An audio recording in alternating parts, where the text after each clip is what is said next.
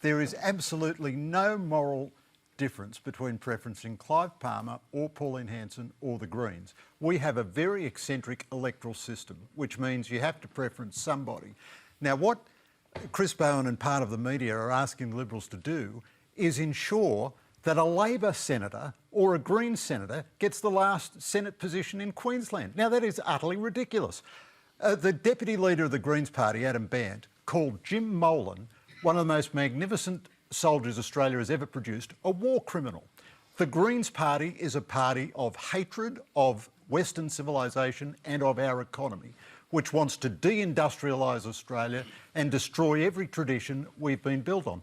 They are absolutely as extreme and much more dangerous because they're much more competent than either Clive Palmer or Pauline Hanson. And I actually think competence is a factor to be admired in a political party. And, you know, Greg can dislike the Greens or think that they're, disagree with their views. That's entirely his right. But I would say, looking at the Greens versus the United Australia Party, the obvious difference is that the Greens have thought through policies that they cost. Greg might not like the costings, but they're considered policies.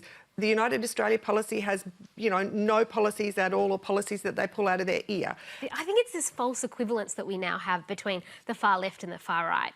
We just had another shooting in a synagogue in the US where obviously Jews are being persecuted.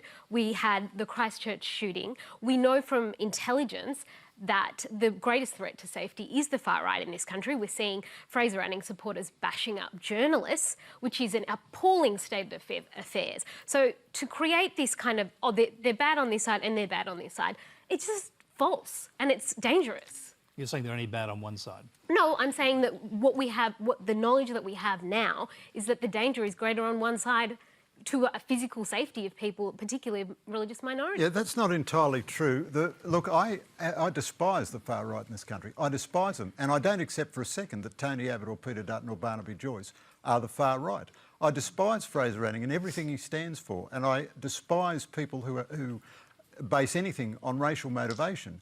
But it is not true to say the greatest danger comes from the far right. They are evil and they are full of danger. Islamist terrorism is also evil and full of danger, and there have been, whatever it is, 28 serious terrorist plots foiled in this country which would have killed many people, and many hundreds of Australians have been killed by Islamist terrorists.